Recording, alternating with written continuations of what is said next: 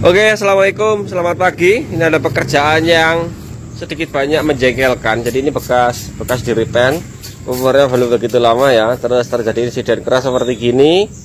Ini sampai kacanya dikena. Ini yang agak dalam ini ya. Terus area samping seperti gini. Nah ini nanti kita akan berbagi trik cara mainnya ya, supaya pekerjaannya bisa pulih seperti asal. Enggak asal-asalan, maksudnya tuh enggak cuma disulam di tempat supaya sekilas sama tapi sambungannya belang, enggak ya. Tetap kalau memang permintaan customernya pengen kembali ke asal ya tetap kita kerjakan dengan apa itu namanya, sepenuh hati. Sepenuh hati ini maksudnya ya tetap kita pakai prosedur yang sesuai ya, tetap kita lepas. Karena ini kan panel kecil bukan panel lebar. Dalam artian misalkan mau di-clear sepanelan kan enak aja, gampang aja. Beda dengan mungkin main mobil ya. Kalau main mobil kan panelnya luas, mau nggak mau ada sambungan warna dan sebagainya. Oke, ini sedikit saya tampilkan yang kedua. Lukanya cukup lumayan agak dalam yang area belakang ya. Nanti kita main dempul atau nggak dempul kita akan jelaskan. Tapi ini sepertinya nggak didempul pun kayaknya masih bisa ya, masih bisa tanpa dempul. Terus untuk menambah nutnya, maaf, supaya bentuk asal dari nutnya atau kontur dari bodinya ini bisa pulih ya, nanti kita bisa mungkin main epoxy ya, supaya dagingnya agak tebal lagi gitu, supaya mengikuti dari kontur bodi yang sudah ada tanpa dempul. Kalau dempul kan tujuannya memang untuk mengembalikan kontur, tapi kita usahakan tanpa dempul supaya pekerjaannya lebih cepat gitu. Oke, kayak seperti gini. Begini.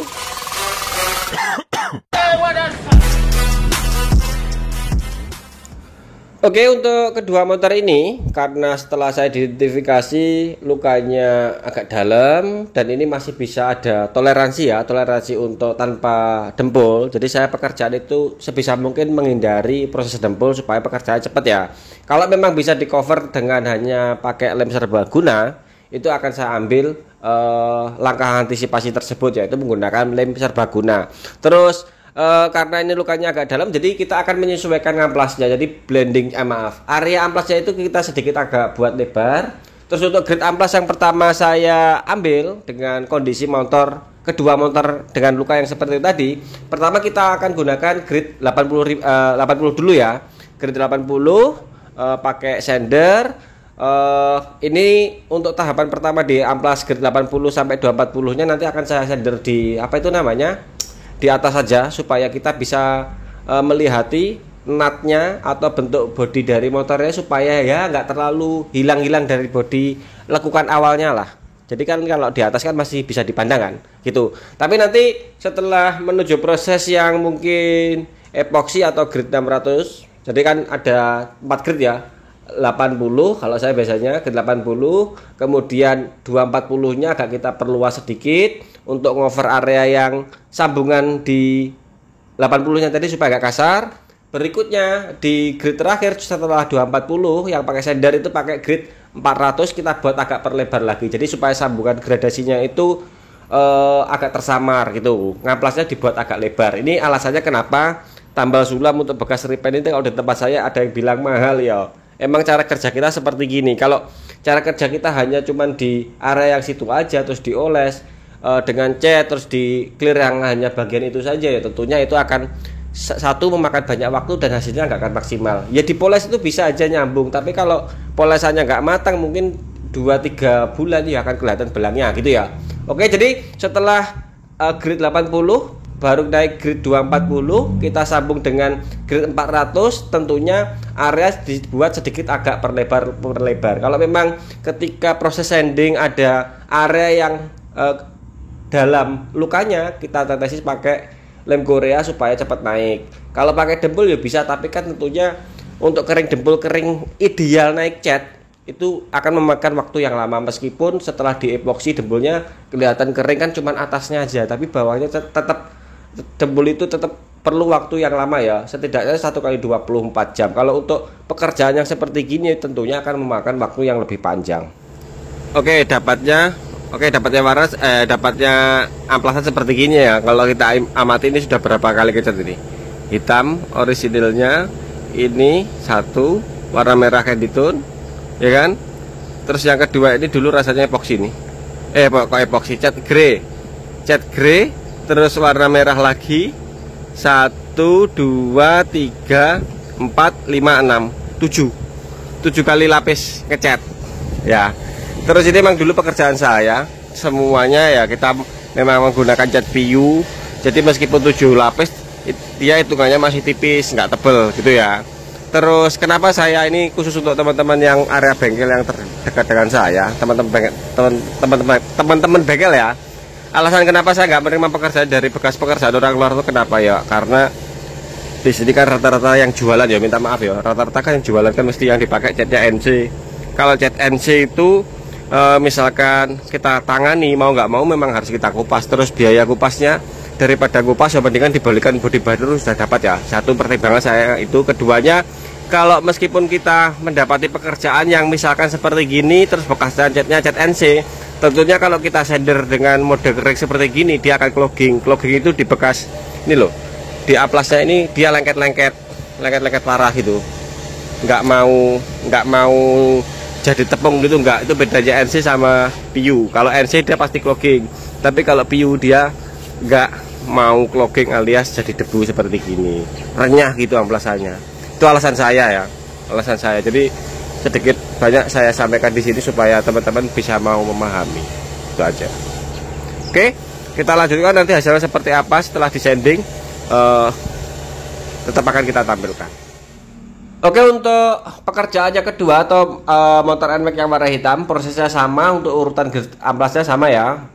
Kalau ada lubang cukup kita tetes dengan lem serbaguna. Berikutnya setelah selesai amplas grade 400, barulah kita lepasi aja panelnya supaya lebih leluasa nembaknya ya. Kemudian nanti kita amplas grade 600. Jadi setelah 400 kita amplas satu sebijian panel yang mau kita sulam dengan grade 600 supaya cat lama dan cat barunya itu bisa nyatu, bisa ngikat gitu loh. Kalau ada grade 600 nya kan dia mau bonding atau mau leket dengan bagus. Oke, hasilnya setelah grade 400 seperti gini ya. Ini setelah grade 400, kemudian baru kita siapkan epoksinya. Jadi dari grade 400 ini kita sudah bisa epoksi. Untuk perluasan sandingnya bagaimana Mas? Ya, perluasan sandingnya nanti aja pas ketika sudah epoksinya kering kita sanding. Jadi kan kita tahu batasan mana epoksi yang terdapat grade-nya sudah diamplas dan belum ya. Kalau saya seperti itu. Tapi misalkan mau diamplas duluan semuanya dengan amplas 400 atau 600 juga nggak apa-apa. Tapi kalau saya seperti gini, langsung aja kita epoksi. Itu aja. Tujuannya epoksi adalah ngover media yang tadi kita sanding terlalu dalam supaya medianya ini teksturnya pulih seperti awal, jadi nggak terlalu terkikis ya. Yang keduanya juga berfungsi sebagai ngover media sambungan cat ini. Sebenarnya tanpa epoksi pun sebenarnya bisa untuk ngover media yang ini supaya nggak keriting ya. Cuman kan ini ada media yang cekungannya dalam karena tergerus oleh sender amplas tadi, jadi sehingga epoksi untuk mengembalikan model awal gitu aja intinya. Oke, berikutnya kita ramukan dulu epoksinya. Epoksi yang kemarin sempat saya spill sedikit ya, Black Primer PU Surfacernya Belcoat. Iki penting banget ya epoksi ini. Maksudnya penting ketika jumpai warna-warna seperti gini daripada pakai mungkin cat PU ya. Cat PU kan kalau pas ketemu yang dempulat mau nggak mau kan juga tetap di epoksi akhirnya ya kan. Mendingan pakai epoksi PU yang sudah black aja. Kecuali kalau kerjaannya jarang-jarang dempul seperti saya, oke lah langsung dipakai dasaran cat warna hitam ya. Misalkan habis sanding tanpa dempulan seperti gini langsung warna hitam, oke. Tapi kalau ada dempulan ya tetap pakai epoksi supaya pori-porinya dempul tertutup, bener-bener tertutup dengan epoksi gitu. Kalau cat ya tentunya perlu tebel ya catnya ya. Catnya perlu tebel. Terus kadang-kadang nanti kalau sudah kering diamplas ternyata masih bolong. Karena ibaratnya seperti gini. Ini partikelnya cat itu segini ya gedenya. Anggap aja ini bulat partikel. Terus kalau molekul partikelnya epoksi itu segede gini. Misalkan ini ada lubang, ya kan? Lubangnya lebih gede, misalkan lebih gede. Kalau ini masuk, perlu banyak cairan atau perlu banyak partikel cat untuk masuk ke nyerap ke pori-porinya dempul. Tapi kalau partikelnya langsung gede-gede, dia akan cepat nutup gitu. Kayak logikanya bangun rumah itu.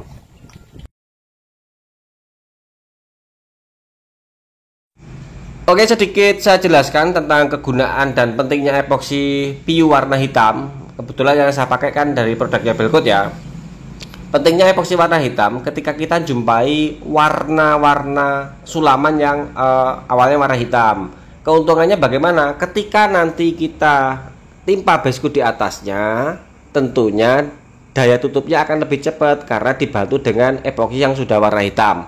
Terus untuk media yang kedua atau media yang pertama tadi yang merah marun ya, karena base coat di atasnya ini tadi warna silver yang ditampuri kayak ditun merah, ketika ketemu dengan epoksi yang warna hitam, dia juga cepat tutupnya. Itu yang kelebihan pertama.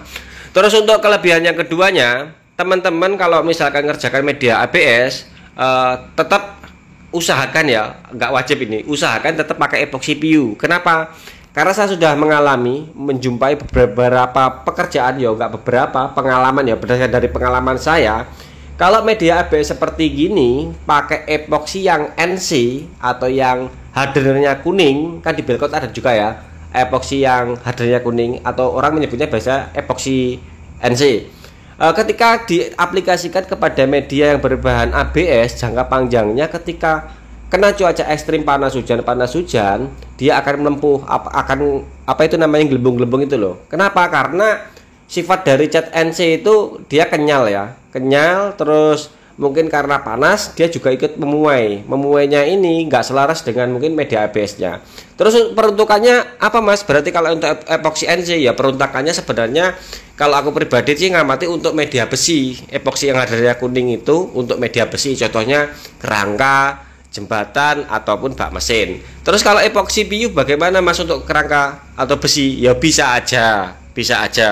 Tapi kalau untuk media ABS usahakan tetap pakai epoksi yang PU atau yang hardenernya bening gitu. Ini yang kemarin sempat saya bahas saya sambil di beberapa video sebelumnya ya. Belkot akhirnya keluar epoksi PU yang warna hitam. Ini sangat nolong banget. Jadi urusan ketebalan base coat nanti pengaruhnya juga ada pada absorb clear coatnya. Kalau clear coatnya itu dua layer ideal gitu ya. Kalau base coatnya tipis karena dibantu dengan epoksi yang sudah warna hitam, tentunya absorbnya clear coat juga akan sedikit gitu. Terus berikutnya yang ketiga kita bahas tentang thinner. Misalkan teman-teman mau epoksi untuk mengaplikasikan epoksi PU ini pakai thinner ND atau thinner PU itu sama-sama bisa semua. Cuman yang kita bedakan hanya rasionya. Misalkan teman-teman pakai epoksi PU ini dengan thinner ND, rasionya itu dibuat agak banyak sedikit. Contohnya 4:1:4 misalkan ya. Tapi kalau teman-teman pakai thinner PU, berarti rasionya dikurangi 4:2 karena daya lumernya, daya campurnya thinner PU itu lebih bagus daripada thinner ND gitu ya. Jadi kalau sudah thinner PU jangan encer-encer, nanti malah dapat file filmnya tipis. Saya pindah ke sini ya supaya lebih gampang. Jadi nembaknya bertahap, jangan langsung tebel. Nah, misalkan tahun keriting ya, pertama kita tembak tipis dulu ini. Tapi kalau sudah terbiasa pakai, tahu karakter dari bahannya atau thinnernya, tentunya dihantam agak tebal sedikit nggak apa-apa itu ya. Tapi kalau belum tahu karakter dari bahan terutama thinnernya, ayo teman-teman nganternya tipis-tipis, langsung di tempat yang panas saja supaya cepat kering. Oke,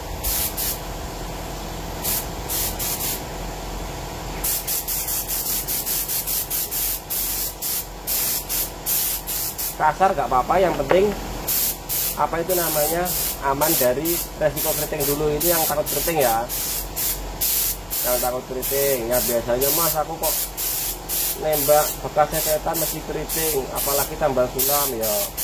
Teorinya yang diubah, diperhatikan, mungkin kesalahan kita di mana.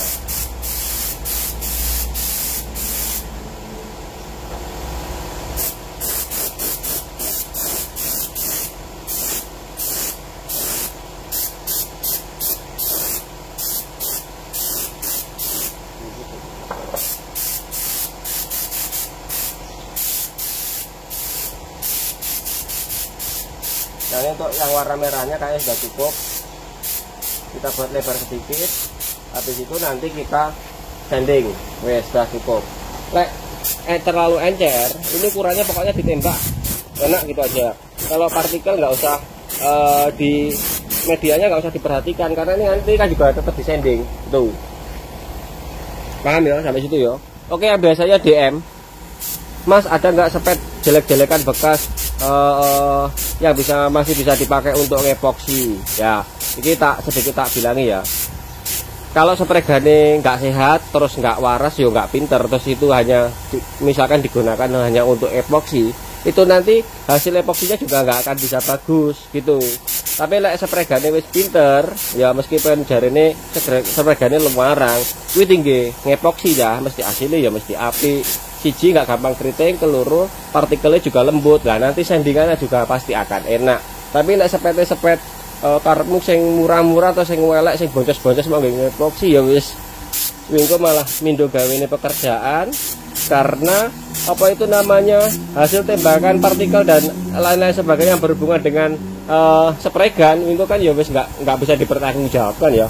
Mbah spregane demblok-demblok apa nes yang metu kok cendol malah tambah mumet. Jadi yang penting habis make terus dicuci selesai gitu. Jadi mulai sekarang ubah mindsetnya, jangan pakai spregan yang sudah babak belur partikelnya untuk ngepoksi. Justru epoksi itu kalau bisa masih spregan yang bagus, tapi nozzle-nya disesuaikan. Bisa mungkin nozzle-nya dibuat agak besar, sesuaikan dengan viskositas dari epoksinya atau kekentalan dari epoksinya gitu.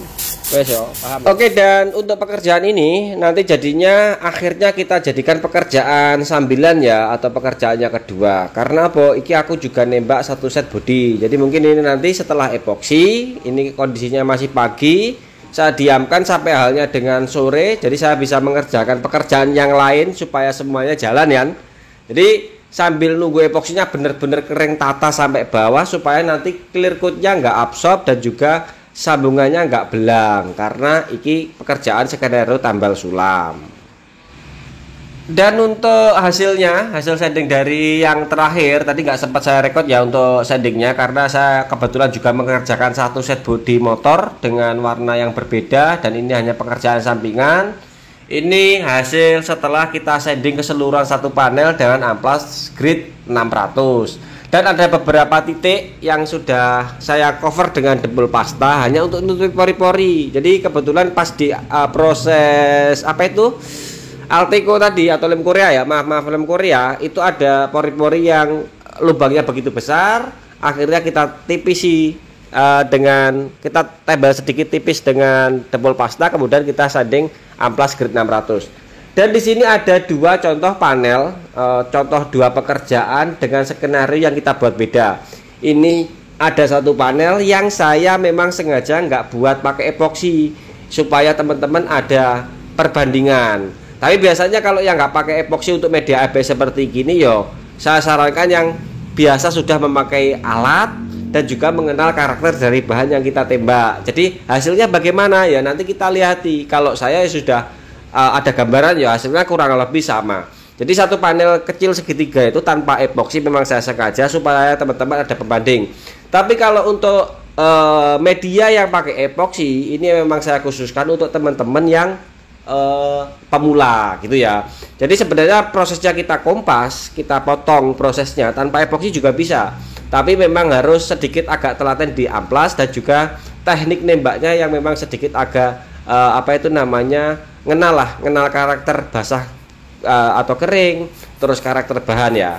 Jadi ini untuk panel yang warna hitam hasil sandingan seperti itu, panel merah seperti itu, langsung saja kita naikkan apa itu namanya base coatnya. Dan untuk warna merah kebetulan ya catku banyak, jadi ini pekerjaan gampang lah, ringan lah, nggak usah mikir karena warnanya pasti sama, karena sisa cat yang dulu masih banyak. Untuk warna hitamnya ya ini tintingan oplosan dan saya sudah masih hafal ya. Terus untuk nembak dasar base coat yang warna hitam untuk dasaran candy tooth-nya, caranya seperti halnya ketika kita membuat gradasi warna nyulam itu loh. Area pinggirnya kita buat apa itu namanya agak tipis-tipis seperti halnya di video yang sebelumnya yang kita kerjakan mobil Yaris ya di tempatnya Cikrasan, sama prosesnya seperti itu. Terus area yang sambungan antara cat baru dengan cat lama, kita buat sambungannya itu gradasinya tipisnya ini tipis habis sampai halnya dengan ketemu dengan cat lama, supaya nanti ketika ditimpa dengan cat candy tone dia nggak menimbulkan warna gosong. Ini yang sering gosong nyambal sulam candy tone. Tekniknya itu ada pada tembakan kering, gradasi, dan juga jaga sambungan ini supaya nggak begitu basah. Kalau sambungannya basah, akhirnya kena thinner, dia akan pigmen warnanya akan naik lagi. Dan kalau sudah pigmen warnanya naik lagi ditimpa warna candy tone, akhirnya akan muncul gosong pada sambungan warna candy tone. Itu yang sering mendapati sambungan catnya candy tone gosong gitu. Terus untuk tambah sulam cat warna candy tone bagaimana ya, tentunya mesti agak mahal, karena apa? Mau nggak mau nanti kita nembaknya mesti dibuat agak perlebar, clearnya kita tembak sebijian gitu.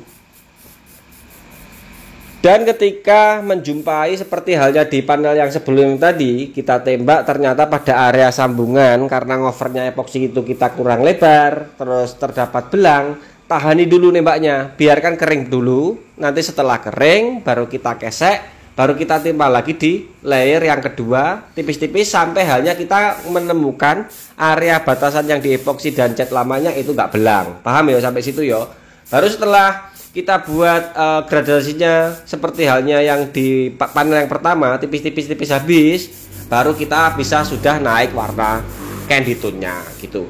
Terus untuk proses ini setelah seperti biasa ya, jadi setelah naik base coat warna candy tone-nya seperti halnya pada video contohnya seperti gini cukup, baru nanti kita clear coat-nya keseluruhan, nggak clear coat yang hanya pada bagian tempel sulam, nggak kalau untuk panel-panel kecil gini ya, kecuali kalau panelnya lebar seperti halnya mobil yang kemarin insiden di tempatnya Ikra Airbrush kemarin tuh ada insiden, jadi akhirnya cuma sulam di situ, clear di situ, akhirnya nyambung nyambung clear coatnya dengan mode poles gitu. Kalau panel sekecil ini untuk panel motor, daripada kita capek-capek moles, mendingan kita clear sebijian panel. Kita hemat waktu dan tenaga meskipun keluar bahan itu cuma sedikit gitu. Ini bedanya panel lebar dan panel kecil. Kalau motor daripada capek-capek moles, mendingan di clear sebijian sudah selesai. Untuk hasilnya nanti kita tampilkan di video sebelumnya ya. Kebetulan kemarin ini aku untuk clear coatnya sekalian sama halnya pekerjaan satu cat body yang kebetulan malam ini saya kerjakan. Oke, untuk teman-teman yang pemula perhatikan ini ketika naik warna candy tone ya atau warna utamanya, nembaknya seperti gini. Jadi pada area yang bagian depan atau bagian ujung sebelah kiri ya, itu nggak kita timpa cat, tapi tetap kita sulam gradasi tipis-tipis. Jadi warna yang asal, warna yang nggak tertimpa oleh cat baru ini, dia tetap catnya ketebalan tetap. Jadi supaya nggak belang-blonteng. Tapi untuk warna yang kita tembak candy tone, gelapnya kita sesuaikan dengan warna yang ada gitu, paham ya? Kalau kita tembak semua warna candy tone, tentunya catnya akan lebih gelap daripada panel yang lain gitu. Jadi teman-teman bisa ngelihat pada proses ini kan nggak saya potong-potong ya videonya ya. Jadi nembak candy tone seperti itu. Area yang depan tetap nggak kita timpa candy tone, tapi tetap kita kasih gradasi tipis-tipis atau kita saur tipis-tipis, nggak sampai halnya pekat, enggak gitu. Caranya supaya catnya nggak belang-blonteng. Dan ada juga sedikit panel yang tanpa epoksi, kebetulan videonya nggak saya rekam full, nembaknya sama, hasilnya seperti gini. Oke, hasil tembak seperti gini. Besok pagi kita lihat ya hasilnya seperti apa ya. Ini tadi sekalian ada pekerjaan tambang sulam ya yang saya kerjakan sekalian, pakai coba clear yang sama, clear yang berbeda, tapi tinternya sama, clearnya berbeda. Besok kita lihat ini.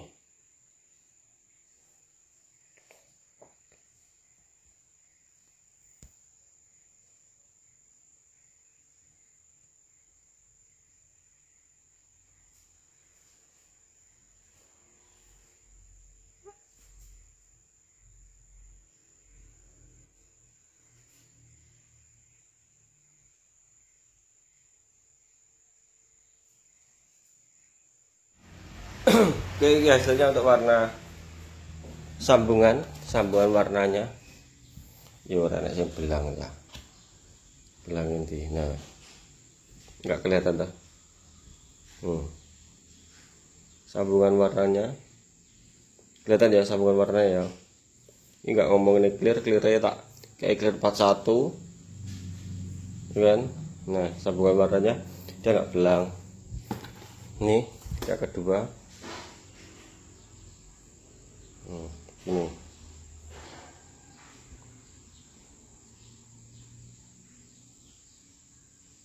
Oke.